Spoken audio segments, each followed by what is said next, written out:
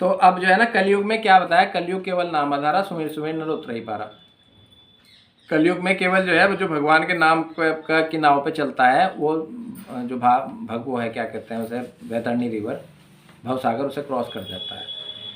तो कलयुग में क्या कहा गया है, जो भगवान का जो शब्द अवतार है, जो भगवान शब्दों के रूप में इस पृथ्वी पर रहे हैं, वो कौन है, क्या नाम है उनका, क्या नाम है? ये भगवत गीता श्रीमद् जो भागवतम है वो क्या है, भगवान का शब्द अवतार है। ठीक है। और जो कलयुग में जो अर्चे विग्रह है ना, जो भगवान की बहुत बड़े बड़े विग्रह हैं, जो सब आप देख रहे हो मंदिरों में लगे हुए, ये भगवान का क्या है, अर्चा विग्रह अवतार। और जो भागवतम की बातें आपको सुनाता हो, जो भगवत गीता के बारे में आपको बताता हो, वो क्या है भगवान का, वो जो है भागवत अवतार है। मतलब वो व्यक्ति जो भगवान के बारे में आपको इंट्रोड्यूस करता हो, आपको बताता हो, तो वो भी भगवान का कौन सा अवतार है, भागवत अवतार। तो ये भगवान के कलयुग के अवतार हैं।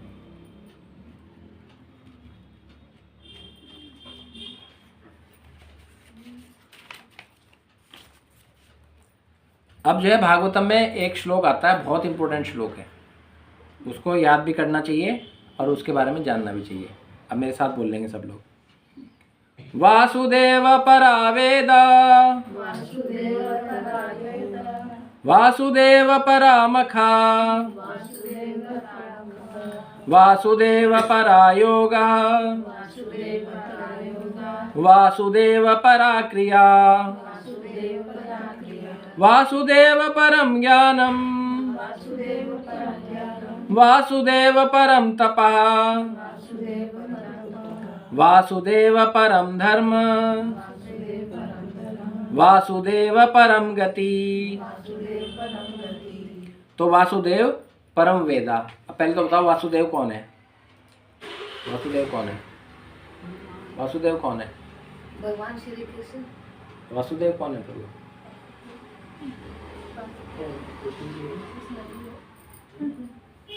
दो है ना, वासुदेव और वसुदेव। हाँ तो वसुदेव के पुत्र वासुदेव। लगाओ क्या? हेलो नहीं, बस ये कानों में आके गुनगुन कर रहा है, ये ज़्यादा ये कान जो सुन रहा, असल में बोल रहा भी, मैं सुन भी रहा।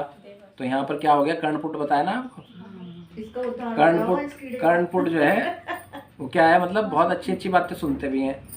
अब मैं बोल रहा तो यहाँ कान सुन रहा, तो वो यहाँ पे जो है ना वो लेने आ रहा, मतलब उसको सुनने आ रहा, उसका जो नेक्टर है, उसका जो अमृत है, उसे चूसने आ रहा, पर वो घुन कर रहा ना, वो थोड़ी सी दिक्कत है। आराम से आके बैठ के चला जाए लेके तो कोई दिक्कत नहीं है।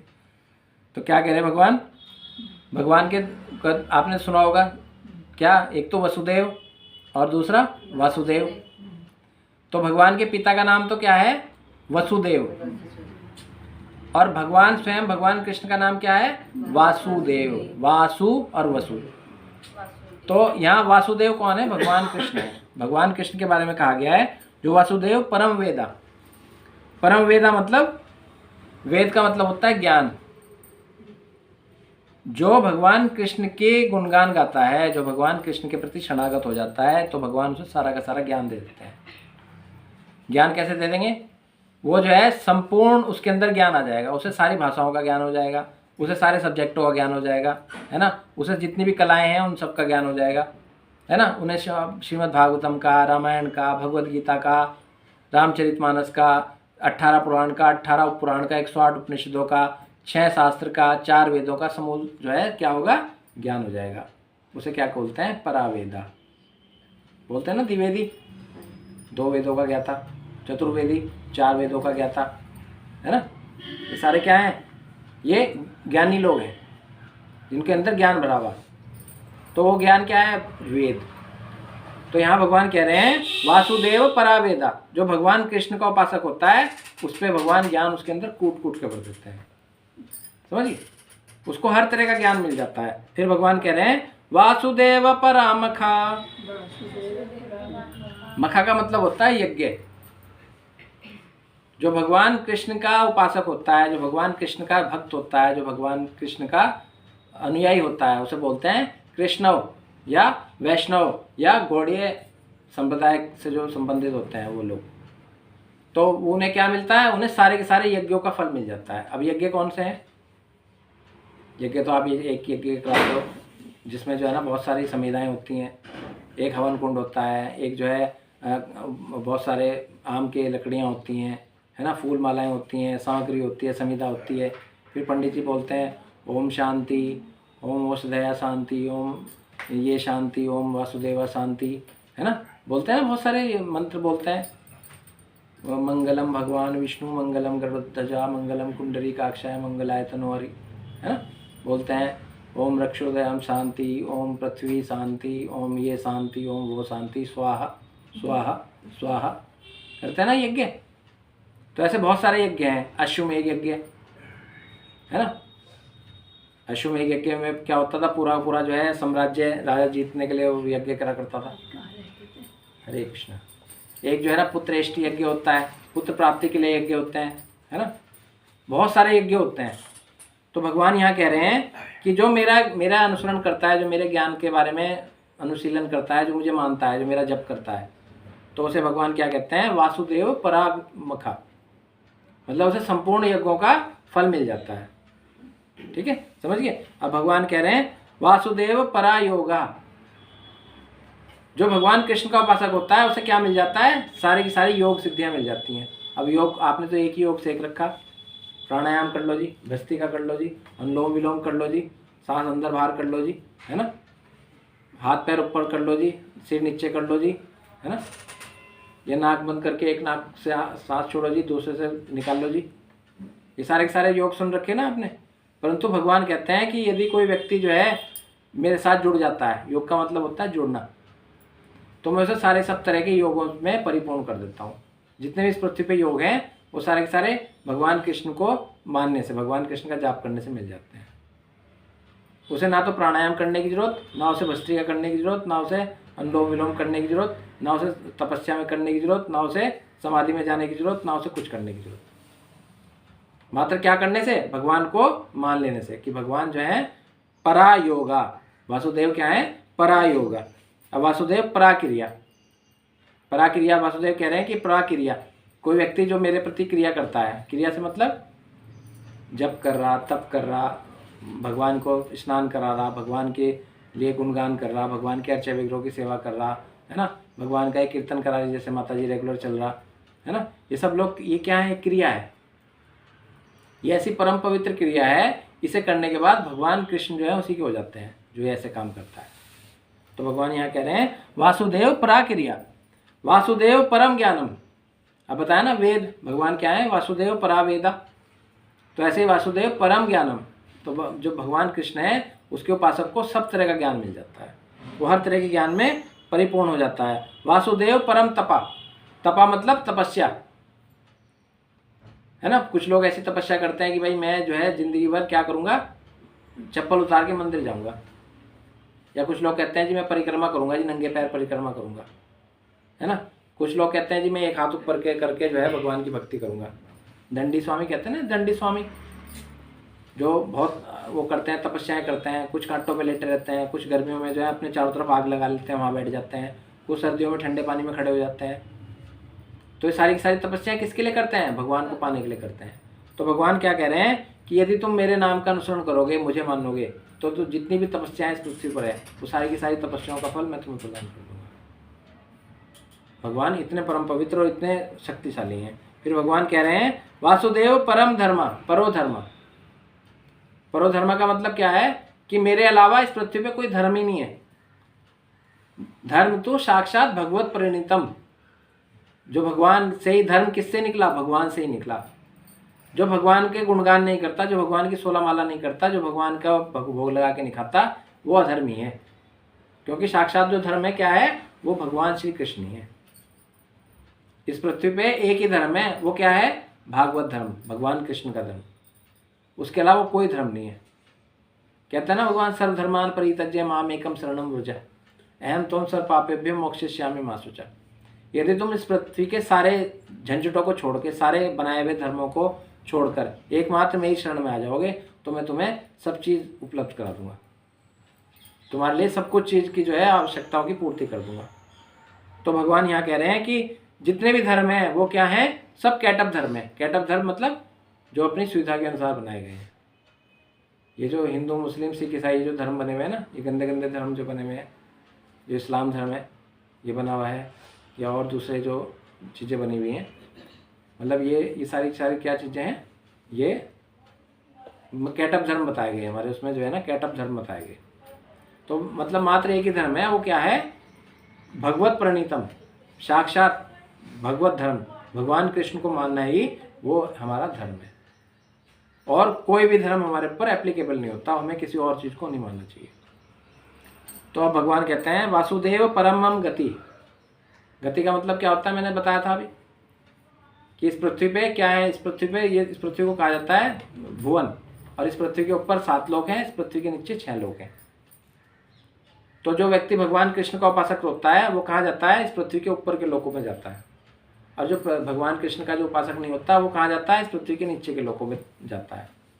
तो इस प्रकार से भगवान अपने भक्त को कहाँ भेजते हैं, वो ऊर्ध्व लोकों में भेजते हैं। जो भगवान कृष्ण का उपासक होता है वो ऊर्ध्व गति करता है, ऊपर के लोकों में जाता है, और जो भगवान के कृष्ण का उपासक नहीं होता वो कहाँ चाहे उसकी अधोगति होती है।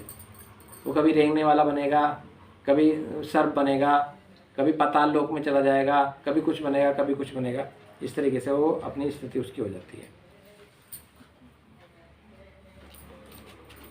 तो इसलिए हमें क्या करना चाहिए, हमें भगवान को मानना चाहिए। अब भगवान क्या है, भगवान कहते हैं कि कुछ लोग होते हैं ना डीओजी डॉग, डॉग क्या होता है, कुत्ता। कुत्ते को तो अपने घर में पसंद करते हैं रखना, है ना, कुत्ते को रखते हैं ना, कुत्ते को अपने पास बैठाएंगे, अपने साथ सुलाएंगे, अपने साथ खाना खिलाएंगे, अपने घर में वो सारे घर में वो घूमता फिर हो जाएगा। परंतु उन्हें कह दो कि भाई भगवत गीता पढ़ ले, हाँ भगवत गीता पढ़ेंगे हम। भागवतम में चले जाओ, हाँ हम जाएंगे भागवतम में, हमेशा ही में। तो अब जो डॉग है उसका आप उल्टा कर दो, डॉग का उल्टा करोगे तो क्या बनेगा, क्या बनोगे, डॉग का उल्टा करोगे, डीओजी डॉग है तो डॉग का उल्टा करोगे गॉड बन जाएगा ना। तो भगवान को तो मानते नहीं लोग, गॉड को तो मानते नहीं, कृष्ण को मानते नहीं, और डीओजी डॉग को मानते हैं। तो डॉग जो है वो क्या है, उससे जिससे तुम्हारी गति का अधोगति होगी, जिससे तुम्हें दूसरा जन्म कुत्ते का मिलेगा, उसके लिए तो तुम अपने जो है ना क्या कर रहे हो, अपना जीवन समर्पित कर रखा है तुमने। और जिससे तुम्हें क्या मिलेगा, जिससे तुम्हें जो है भगवान की प्राप्ति होगी। गॉड का मतलब क्या होता है, जी फॉर जनरेटर, जनरेटर मतलब जो जनरेट करता है, जो उत्पत्ति करता है उसे बोलते हैं जनरेटर। ओ मतलब ऑपरेटर, ऑपरेटर मतलब जो रक्षा करता है, ऑपरेट करता है ना, जो हर चीज़ को चलाता है उसे बोलते हैं ऑपरेटर। और डी फॉर होता है डिस्ट्रॉयर, जो ख़त्म करता है। तो भगवान क्या है, वो सर्वोपरि हैं। तो इसलिए हमें क्या किसको मानना है, डीओजी डॉग को नहीं मानना, हमें गॉड को मानना है, भगवान कृष्ण को मानना है। ठीक है, तो इसलिए जो है ये इतनी इंपॉर्टेंट चीज़ है।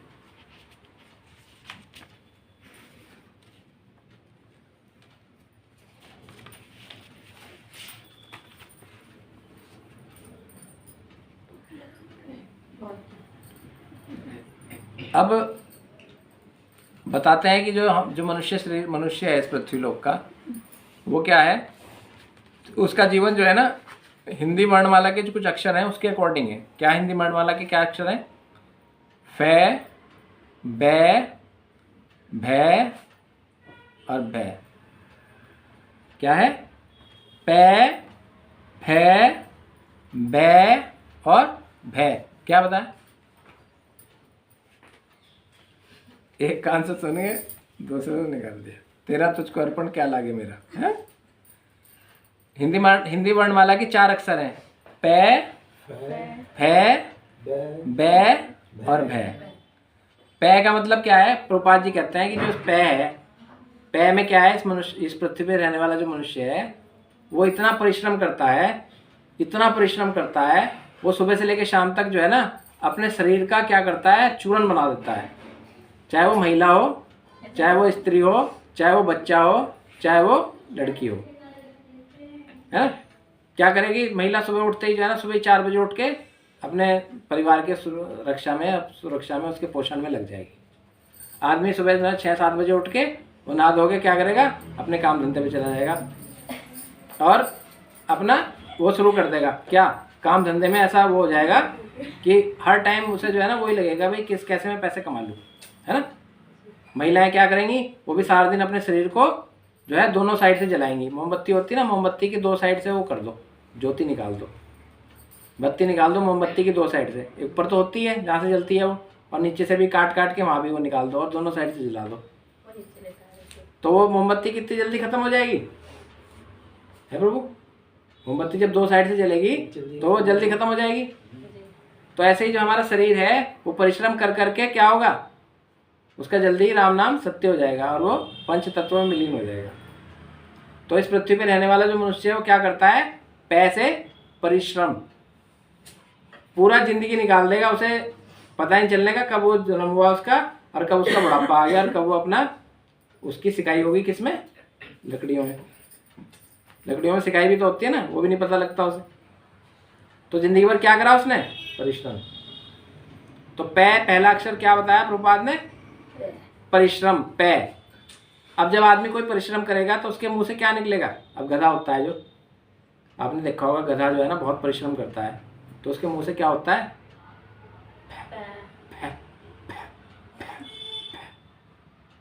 आवाज आती है ना, फेफड़ों से फै फै फै फै फै फै फै फाँपने लगता है, फै फै करने लगता है, और उसके मुंह से क्या होता है, पानी निकलने लगता है ना। तो ऐसे ही मनुष्य है ना, कई बार देखा होगा तुम इतनी पढ़ाई कर रहे हो जी, रात को भी पढ़ रही जी, दिन में भी पढ़ रही जी, है ना, पेपर आने वाला जी कल, और मुंह से भी पानी आ रहा, नाक से भी पानी आ रहा, आँख से भी पानी आ रहा, और रुमाल ले रखा जी, आँख साफ कर रहे, मुंह साफ कर रहे, ये कर रहे वो कर रहे। पता भैया पढ़ना, बस कुछ नहीं पढ़ना है, बस पढ़ाई में लगे पड़े। माताएं भी क्या करती हैं, महिलाएं भी क्या करती हैं, अपना काम कर रही जी, अपना खा नहीं रही, पी नहीं रही, सो नहीं रही, देख नहीं रही, खूब काम कर रही दबा के, और उनके मुंह से क्या निकल रहा है, पानी, झाग निकल रहे। जैसे गधे के उससे निकलते हैं ना झाग, बहुत काम करता है, तो जब बैल बहुत काम करता है तो उसके मुंह से क्या होता है, झाग निकलने शुरू हो जाते हैं। गधे के मुंह से झाग निकलना, ऐसे इंसान के मुंह से झाग निकलने शुरू हो जाते हैं। हमारे मुंह से झाग कैसे निकलते हैं, जब हम कहते हैं ओहो कमर टूट गई भाई, आज तो जो है मुझसे रोज सोने को भी नहीं मिला भाई, आज तो जो है ना पैर जो है ना बिल्कुल मुड़ नहीं रही, तो ये क्या है, ये झाग है, ये आदमी के झाग निकलते हैं। किसी के भी कोई भी हो, चाहे वो महिला हो चाहे पुरुष हो, जब कोई ज़्यादा परिश्रम करेगा तो उसके अंदर से क्या होगा, आहा निकलेगी, झाग निकलेंगे, है। तो फै से क्या हुआ, फेन, फेन मतलब झाग, ठीक है। अब पै फै और फिर आ गया बै। बै क्या है, बै मतलब बहुत, बै से क्या है, बहुत, मतलब अपने आदमी अपने आप को इतना एंगेज रखता है, इतने सारे कामों में एंगेज रखता है कि वो उसे भगवान के बारे में भूल ही जाता है।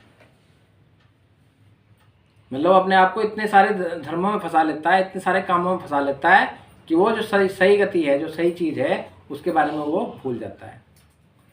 तो इसका मतलब क्या हो गया, जो बै है मतलब वो व्यक्ति जो है बै के कारण बहुत अपने आप को एंगेज कर लेता है, अपनी इतनी व्यवस्था, अपनी शरीर जिंदगी में इतनी व्यवस्था कर लेता है कि उसे सही और गलत की जो है पहचान नहीं होती, ठीक है। अब लास्ट में क्या आता है, पै फै बै और भै, लास्ट में क्या आता है माता जी, भै। अब भै जब होगा तो क्या होगा, भय जब होगा, जब डर लगेगा, तो डर लगने के बाद क्या होगा इंसान को, क्या होगा, भय लगेगा। भय लगने के बाद क्या होता है,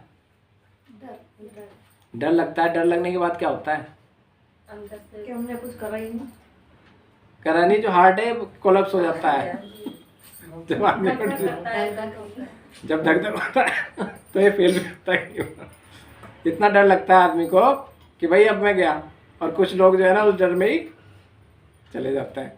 तो ये किसकी कहानी है, ये इस पृथ्वी पर रहने वाले मनुष्य की कहानी है। किस में रहता है वो, पै है बै और भय, है ना। भय से उसकी मृत्यु हो जाती है। तो इस प्रकार से वो अपना जीवन पूरा कर देता है। तो इसलिए हमें क्या करना चाहिए, हमें भगवान का सतत कीर्तन करना चाहिए, है ना। सततम कीर्तयन्तो माम ये जना प्रियुपास्ते तेषां नित्य अभ्युक्तानाम योगक्षेमं भवामि। अनन्य चिंतयन्तो माम ये जना प्रियुपास्ते तेषां नित्य अभ्युक्तानाम योगक्षेमं भवामि। अनन्य चिंतयन्तो माम, हमेशा भगवान की भक्ति में रत रहना चाहिए और कोई दूसरी भक्ति नहीं करनी चाहिए, है ना। क्या करनी चाहिए हमें? भगवान कृष्ण की भक्ति करनी चाहिए हमेशा। हमेशा जो है ना हमें भगवान के प्रति सरेंडर रहना चाहिए। ये नहीं कि अपना आज ये देखा तो इसके हो गए, कल को वो देखा तो उसके हो गए, परसों वो देखा तो उसके हो गए। हमें एकमात्र अपने को क्या करना चाहिए? शरणागत होना चाहिए भगवान कृष्ण के प्रति।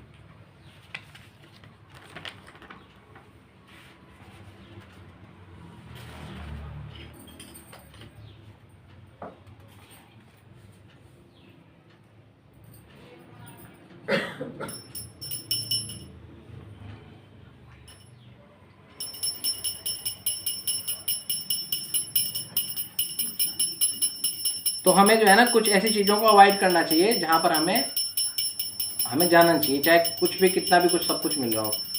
तो जहाँ पर जो है ना भगवान की कथा ना मिले वहाँ पर हमें जाना नहीं चाहिए। जहाँ पर भगवान की कथा ना हो रही हो, उल्टे दूसरे काम हो रहे हो, दूसरों की चर्चा हो रही हो या दूसरे देवी देवताओं के बारे में जिक्र चल रहा हो, वहाँ हमें भूल के भी नहीं जाना चाहिए। क्योंकि सर्वोपरि कौन है? भगवान कृष्ण। यदि हम भगवान कृष्ण का गुणगान करेंगे तो ही हमें क्या मिलेगी? सद्गति मिलेगी। और हमें ऐसी जगह नहीं जाना चाहिए जहाँ पर भगवान की भक्तों का संग ना मिले। तो हमें सोच समझ के जाना चाहिए, वहाँ जाना चाहिए जहाँ भक्तों का संग हो। तो क्या होगा? भक्त जो है ना, भक्त लोग क्या होते हैं? भक्तों के बारे में कहा जाता है वांछा कल्पतरुभ्यश्च कृपा सिंधु भी पतिता नाम पावनेभ्यो वैष्णवेभ्यो नमो नमः। जो भक्त होता है उसका यदि आप वो करोगे, उसका संग करोगे, तो भक्त जो है उसके अंदर क्या होता है? वांछा कल्पतरुभ्यश्च। उसके अंदर एक गुण होता है, वो आपके मन की जो वांछा है, आपकी जो मन की इच्छा है, उसको समझ लेता है और उसको पूरा करता है, क्योंकि वो भगवान कृष्ण का उपासक होता है।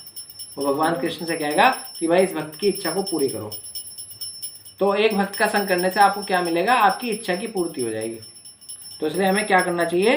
भगवान कृष्ण के भक्तों का संग करना चाहिए। और हमें वहाँ नहीं जाना चाहिए जहाँ पर भगवान का संकीर्तन ना हो रहा हो। हमें जाना कहाँ चाहिए? भगवान की जहाँ संकीर्तन हो रहा हो, जहाँ भगवान का कीर्तन हो रहा हो, वहाँ हमें जाना चाहिए। क्योंकि भगवान की जो शुद्ध कथा है, सुधा अमृत है। जो कथा सुधा कथा है ना, सुधा कथा मतलब जो सुधा होती है उसे बोलते हैं अमृत। तो जो भगवान की कथाएं हैं वो क्या है? अमृत के समान है। वो इतनी अमृत हैं कि उन अमृत को सुन के जो है क्या होता है? व्यक्ति का उद्धार हो जाता है। और उसकी एक जीवन का उद्धार नहीं होता। जो भगवान कृष्ण का उपासक हो जाता है उसकी जो है ना 22 पीढ़ियाँ, 21 पीढ़ियाँ तर जाती हैं। उसकी माता की 21 पीढ़ियाँ और उसके पिता की 21 पीढ़ियाँ तर जाती हैं, यदि किसी परिवार में कोई भक्त पैदा हो जाए। तो इसलिए भगवान का नाम लेना इतना परम कल्याणकारी है। जैसे कि स्टोरियाँ आती हैं ना, बहुत सारी स्टोरी आती हैं। जैसे परीक्षित महाराज की स्टोरी आती है। परीक्षित महाराज कौन है माता जी? परीक्षित महाराज अभिमन्यु के पुत्र। तो जो परीक्षित महाराज हैं वो उत्तरा के पुत्र हैं, अभिमन्यु और उत्तरा के पुत्र हैं, ठीक है। और उनका जो है ना जो गर्भ में था जब अभिमन्यु माता उत्तरा के, तो उसके ऊपर जो है ना इसने ये था ना आपका द्रोणाचार्य का पुत्र अश्वत्थामा, उसने जो है ब्रह्मास्त्र छोड़ दिया था। अब ब्रह्मास्त्र छोड़ दिया तो क्या हुआ? भगवान जो है सूक्ष्म रूप से कहाँ चले गए? उत्तरा के गर्भ में चले गए और वहाँ पर जो है ना घूम घूम के उस शस्त्र का निवारण कर दिया गर्भ में ही। और वहाँ पर उसकी गर्मी से वो जो भ्रूण था, वो जो बच्चा उसके अंदर था, उत्तरा के गर्भ में जो था, उसका क्या हो गया? मतलब उसे जला दिया भगवान के होने के बाद भी। परंतु भगवान ने क्या करा? उसके गर्भ में दोबारा से एक नया शिशु स्थापित कर दिया।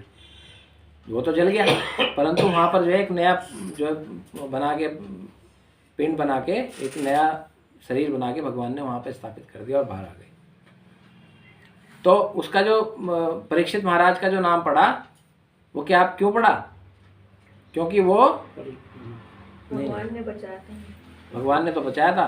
परीक्षित महाराज का मतलब ये पड़ा क्योंकि वो हर चीज़ का परीक्षण करते थे कि ये सही है, ये गलत है, ये दिव्य है, ये नॉर्मल है। तो जब ये हुए परीक्षित महाराज जब उत्पन्न हो गए, उत्तरा के गर्भ से बाहर आ गए, तो ये ना रोए रोए जा रहे, किसी के हाथ में किसी से चुप ही नहीं हो रहे। तो भगवान ने जो है ना इनको अपनी गोदी में ले लिया और एकदम चुप हो गए। तो फिर भगवान ने इनका नाम रखा परीक्षित, मतलब जो परीक्षण करे।